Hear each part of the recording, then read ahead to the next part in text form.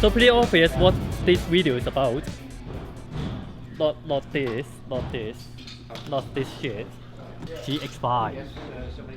Wait for so long since Photo Killer. We can't get it from Photo Killer. Here it is. Oh. We are like 10 minutes late. But they're probably still talking about the Panasonic history, this and that, something like that. We should be fine. And yes, I told you, well, they probably not talking about Panasonic history, but it's some like Mickey Mouse. Especially remember this is CES, Consumer Electronics Show. So it's not just about cameras, it's also about ovens. At the very end of this presentation, GH5, oh yes, this is what I came for. So there's so much about cars, oven, GH5, the actual juices up. They don't have to waste time on that, it's just 2 minutes, talk about it, that's it. Just no lead introduction, GH5. But does it make now any finally I sense to got it have in wireless hand, microphone and inside? yes, it's a little bit more heavier than the GH4, but it feels really good on hand, like the grip is really nice. I think the grip is much better than a lot of entry-level DSLR as well. Obviously the whole thing is really solid. The buttons are similar to GH4. You got like this drive dial. It's a mode dial, really similar to GH4. 2 dials.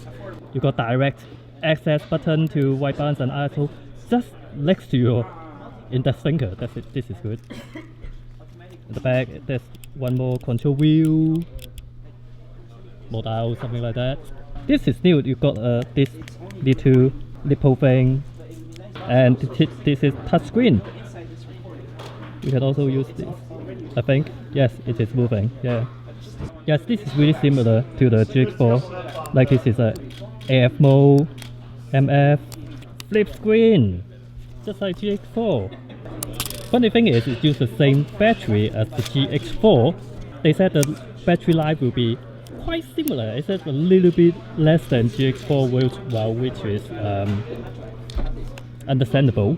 And headphone jack, mic port, HDMI, and come on, USB-C. All you people complaining about MacBook Pro only got USB-C. USB-C is the future, people. 10 FPS! Oh. Hang on. Yes! This is why you want mirrorless camera. Another big news is that it finally got in-body 5-axis stabilization sensor chip, not just digital IS. And dual card slot is uber useful for this kind of, like when I shoot for this kind of overseas press events, camera shows, something like that, I always want to have a backup, but it's not always possible. If I'm shooting with this, I have to have an external recorder, which is, it just makes things more heavy, more troublesome. But this one, you can record video in both cards. Of course, there are different modes as well. One that fill up card A and then it switch to card B. Another mode, you can allocate one card for video, another card for JPEG, or one card for RAW, one card for JPEG, blah blah blah, this and that. It still takes 4K as a GH4, but the difference is... So it's full sensor readout, so full we're reading full width. So there's no... Is there any pixel binning? Nope. No pixel it's taking binning. the full resolution of the sensor and then downscaling into the 4K. So it is downscaling from 6K, is it? It's like 5.5K, I think, because it's a 20 megapixel chip, so it's like 558 or something across. So it's taking that area and then downsampling. I heard that it's not, there's no record limit. Nope. No record Just limit. like the GH4. And no overheat. Nope. No overheat at all. Nope. Now this is a bit geeky, but it shoots 422 in 10 bits. Internally. So 422 is, I think a little bit for people who don't know what 422 is. 422 means that it's better. To be honest, I have used the A7S2 with S-Log, and then the sky will be like bending, a lot of bending. I tried that. So that Basically, any 8-bit camera is going to do that. yeah. We've added things like when you're recording in here, we've added vector scope and waveform monitoring in the camera. What? So you've actually got a live vector scope and waveform. Actually, I'm curious about the autofocusing. It is only contrast detection, is it? Yeah, so it's still using the DFD system that's been developed. It's just a more advanced system that we built in with it with the camera now. Also, the sensor output speed is so extremely become faster. Okay, so sensor readout is faster, Yes. and then the CPU as well. Yes. Also. That's really good. This is a combination.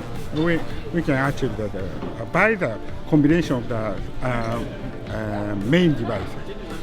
But of course, you guys would think that it's just a micro four thirds sensor.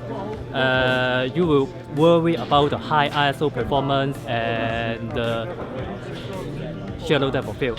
I think the shallow depth of field is not a big problem because you've got really large aperture lenses. But high ISO performance, we will have to see. We will have to see how good it is. So we really need to get our hands on one of these GH5 to test out the high ISO performance and then especially how good it is of the autofocus system. Subscribe to Photo Gear News for upcoming more in-depth review of the GH5.